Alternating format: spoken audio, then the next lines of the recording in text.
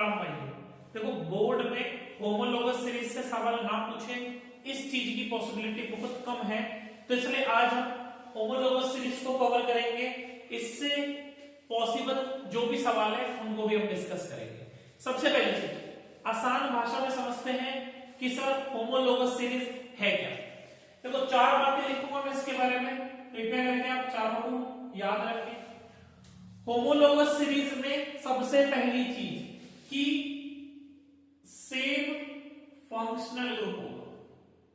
एक ऐसी सीरीज होगी ये ऑर्गेनिक कंपाउंड्स की जिसमें सेम फंक्शनल ग्रुप प्रेजेंट होंगे।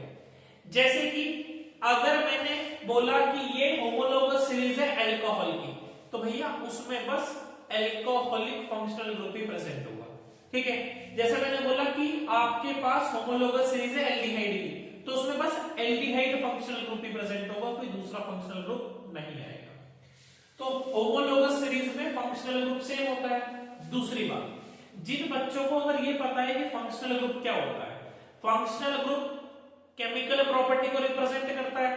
ठीक है, तो अगर सेम फंक्शनल ग्रुप प्रेजेंट है, इसका मतलब पूरी होमोलोगस सीरीज की जो केमिकल प्रॉपर्टीज होंगी वो कैसी होंगी, सेम होंगी। तो दूसरा पॉइंट आप याद रखेंगे, सेम केमिकल प्रॉपर्टीज। तीसरी और मोस्ट इंपॉर्टेंट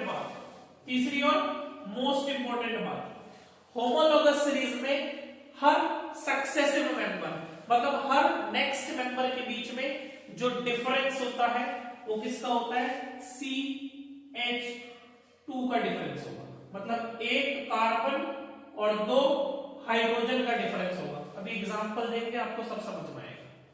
अगर CH2 का डिफरेंस है तो in terms of molecular weight कितने का डिफरेंस होगा। देखो एक कार्बन का एटॉमिक वेट होता है 12, हाइड्रोजन का 1 होता है, और यहां पर 2 हाइड्रोजन है तो 12 + 2 14। इतने का वेरिएशन होगा in terms of molecular weight और एटॉमिक मास यूनिट। ठीक है, ये चार बातें तो आप याद रखेंगे। इसके अलावा एक दो काम की बातें देखो, अगर नेक्स्ट मेंबर में जाते वक्त CH2 का डिफरेंस आ रहा है, मतलब अगर वजन बढ़ रहा है, तो भैया एक चीज आप याद रखेंगे, अगर वजन बढ़ रहा है, उसका वेट बढ़ रहा है, तो फिजिकल प्रॉपर्टी सेम नहीं होगी। फिजिकल प्रॉपर्टी सेम नहीं होगी, केमिकल प्रॉपर्टी सेम होगी क्योंकि सेम फंक्शनल ग्रुप है, पर फिजिकल प्रॉपर्टी सेम नहीं होगी।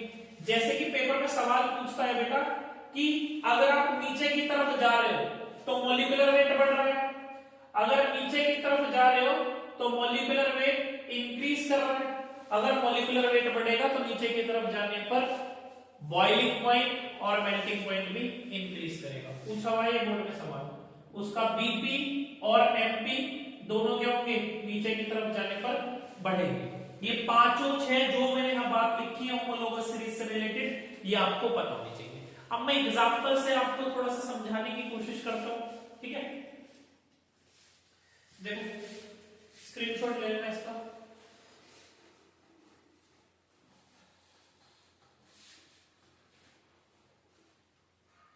देखो बेटा, जैसे मैंने आपके सामने एक एग्जांपल लिया, होमोलोगस सीरीज ले लेते हैं, इसकी एल्केन की ले लेते हैं। एल्केन की होमोलोगस सीरीज का जनरल फॉर्मूला क्या होता है, CnH2n+2। ठीक है, अभी हम आपको सबकी बता देंगे। यहां पर n याद रखना बेटा, n का मतलब क्या है, where n is the number of carbon atom. n क्या होता है यहाँ पे, नंबर ऑफ कार्बन एटम। अगर n की वैल्यू 1 रखूंगा तो C1H2 2 + 2 4 C1H4, ये पहला मेंबर होता है एल्केन का। नेक्स्ट मेंबर के लिए n की वैल्यू 2 रखी, C2, यहां पे 2 रखूंगा, 2 × 4 4 + 2 6 C2H6। अब जिसको होमोलोगस सीरीज का कांसेप्ट पता है ना, उसको बार-बार यहां पे वैल्यू डालने की जरूरत नहीं है। अब मैं बिना देखे भी कर सकता हूं क्योंकि मैं जानता हूं कि हर नेक्स्ट मेंबर में कितने का डिफरेंस होता है, एक कार्बन और 2 हाइड्रोजन का। तो कुछ नहीं करना होता बेटा, एक कार्बन बढ़ा दो, 2 + 1 3, और 2 हाइड्रोजन बढ़ा दो, 6 और 2 8। नेक्स्ट में जाना है एक कार्बन बढ़ाओ 2 हाइड्रोजन बढ़ाओ, एक कार्बन बढ़ाओ 2 हाइड्रोजन बढ़ाओ, ठीक है। तो यहां से साफ समझ में आ रहा है कि जैसे मैंने एल्केन की होमोलोगस सीरीज ली, तो मैंने पहली चीज लिखी थी सेम फंक्शनल ग्रुप होगा, ये सारे के सारे क्या है, एल्केन ही है। मैंने दूसरी चीज लिखी थी कि केमिकल प्रॉपर्टी सेम होंगी, ये सब के सब कैसी प्रॉपर्टी शो करेंगे, एल्केन की जो भी केमिकल प्रॉपर्टीज होंगी ये सब उसी को फॉलो करेंगे, ठीक है। जैसे मैं बोल रहा हूं कि भैया जो एल्केन है वो आपको क्या देंगे, ब्लू फ्लेम देंगे, ठीक है। एल्केन का कंबशन करोगे तो आपको ब्लू फ्लेम देगा, तो ये सब इसी बात को फॉलो करेंगे, ठीक। नेक्स्ट बेटा मैंने कहा था कि हर नेक्स्ट मेंबर में कितने का डिफरेंस होता है, CH2। देखो एक तो कार्बन बढ़ रहा है और 2 हाइड्रोजन बढ़ रहे हैं, आप किसी को भी देख लो सबके अंदर जो डिफरेंस होगा वो कितने का होगा, CH2 का होगा। और एक टर्म्स ऑफ मॉलिक्यूलर वेट अगर हम बात करें तो कितने का डिफरेंस आएगा, सर जी एक कार्बन का 12, 2 हाइड्रोजन का 2, 12 और 2 14 का। तो in terms of molecular weight जो डिफरेंस होता है वो 14 AMU का होता है। मैंने आपको एक बात और बताई कि आप जैसे जैसे पीछे की तरफ जाओगे तो क्या होगा, उसका मास बढ़ रहा है, बढ़ रहा है, हाँ जी सर बढ़ रहा है। अगर मॉलिक्यूलर वेट बढ़ेगा तो इसका बॉइलिंग पॉइंट और मेल्टिंग पॉइंट भी क्या होगा, बढ़ेगा। पेपर में ऐसा सवाल बोल सकता है कि आपके पास एल्केन की होमोलोगस सीरीज का जो सेकंड मेंबर है और जो फोर्थ मेंबर है, इन दोनों में से मॉलिक्यूलर वेट किसका ज्यादा होगा, तो आप कहोगे सर जी मेल्टिंग पॉइंट किसका ज्यादा होगा, तो आप कहोगे सर जी फोर्थ वाले का मेल्टिंग पॉइंट ज्यादा है। रीजन पूछेगा तो बता देना, क्योंकि सर जी उसका वेट क्या है, सेकंड वाले से ज्यादा है और मॉलिक्यूलर वेट पर ही आपका मेल्टिंग और बॉइलिंग पॉइंट डिपेंड करता है।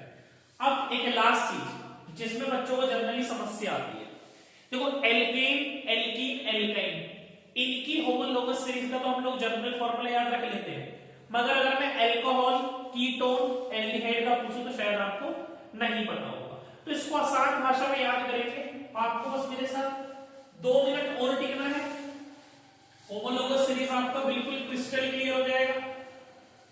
देखो बेटा, जैसे एल्केन की जनरल फॉर्मूला तो सबको पता है होमोलोगस सीरीज का, CnH2n+2।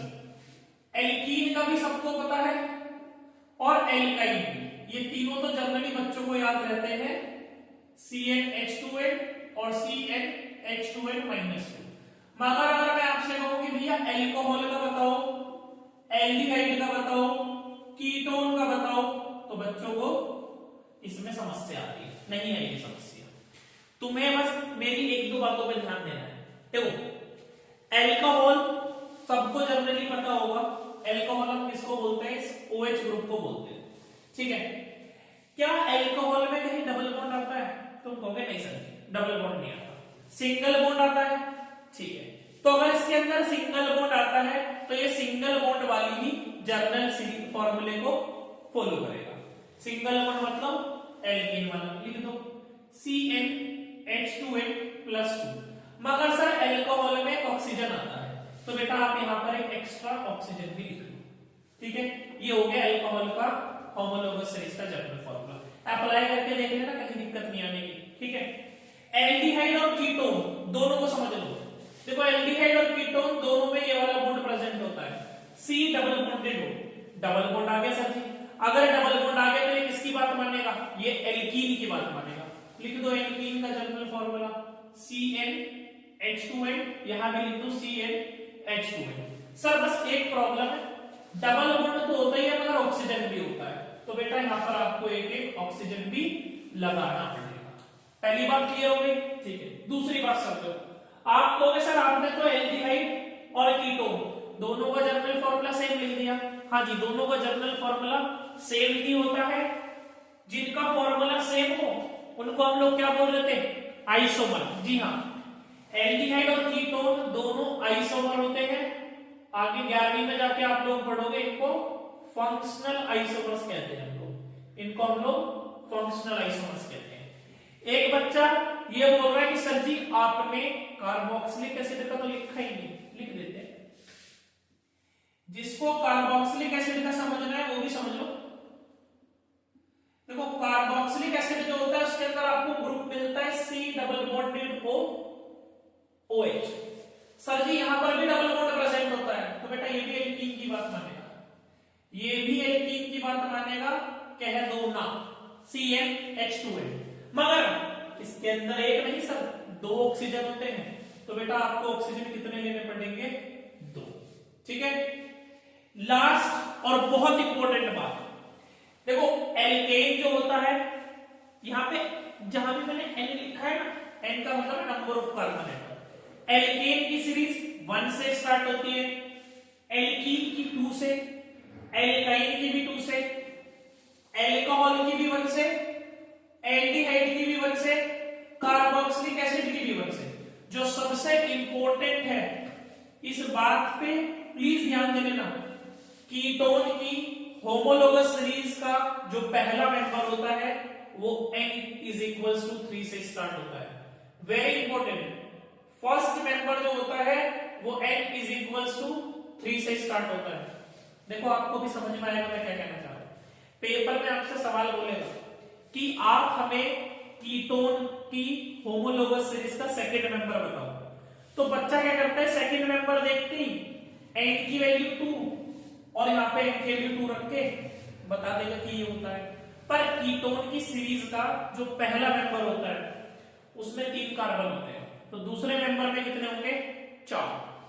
रखो यहाँ पे C4H 2 4 जा 8 और G ऑक्सीजन।